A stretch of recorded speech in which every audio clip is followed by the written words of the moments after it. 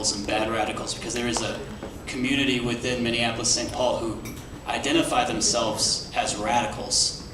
And I would consider myself part of that community, and it's predominantly a white community made up of collective-minded folks, activists, and people who believe differently in ways of life that's kind of outside the norm of society. And they're all around you. They're in this neighborhood and interacting in this neighborhood. And what we believe in as radical is getting out of the routine or getting to the root of a situation. And for a lot of these people, radical is not about violence or extremism, but living a life in a different way. And so I just want to make that point. And when we talk about radicals, there is a community within this larger community that identifies as that. In life, talking about Al-Shabaab or radicals, terrorists, Islamists, do you think that in itself is what fosters this radicalization? That's basically my question.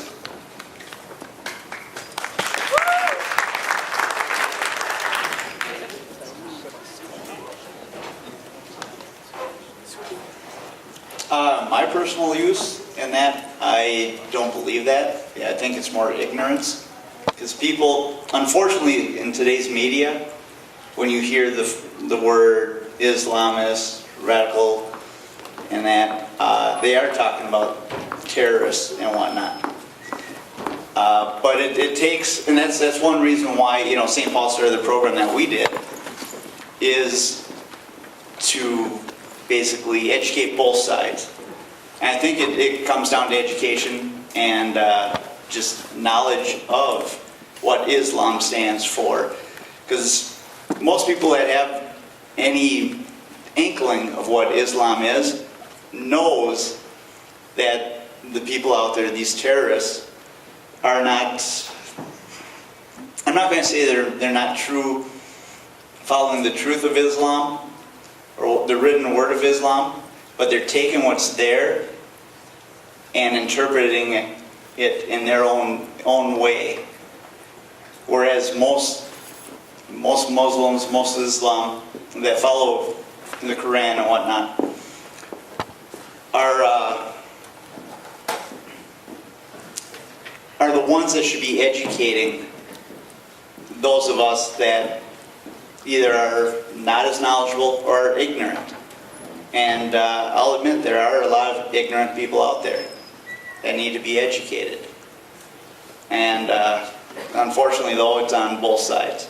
I don't know if you understood what I meant. It's, you can't educate everybody, but if you keep using Islamists, regardless of if the person's educated or not, everybody in society has one connotation, that's Islamist. So knowing that you can't educate everybody, wouldn't it be easier just to stop using the word, stop saying radicalization, and even in a good sense when you're talking about Islam? Wouldn't that just be easier instead of trying to educate the whole population? Well, what would be a better word, better terms, better... Tell us what you think. Terrorist. That's basically what they all mean. Just instead of saying Islamists, just say terrorists. There's Christian terrorists, Jews, Hindus, they're all terrorists. Words are very powerful. And unfortunately, some of us up here do not control the narrative. The media controls the narrative. When we have our discussions about, what is or is not against the law, you don't hear people involved in public safety. I mean, there are terms that have legal meaning. There are terms that are popular meaning. The term Islamist, you're not going to find that in any statutes that we use when we are enforcing the law. You will find terms like terrorist, okay, and criminals. But we don't control the narrative. Okay, the popular media controls the narrative. The blogosphere controls the narrative. I think the challenge is to find the appropriate venues to push back on some of this and not be timid with educating the general public about some of these issues, or the narrative gets hijacked by people who have their own purposes for instilling fear in society, fear of a religion that they don't understand, fear of people that don't look like them. I mean, fear is a very powerful emotion, and words are very powerful in triggering emotions. And so that's where the community needs to step up and take charge. It's not something government, somebody mentioned about, you are the government. You are the government.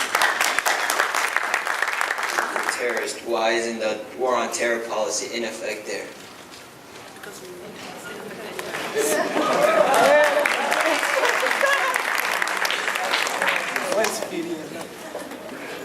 That's a complex question. It's unfortunate we don't have anybody from the State Department here.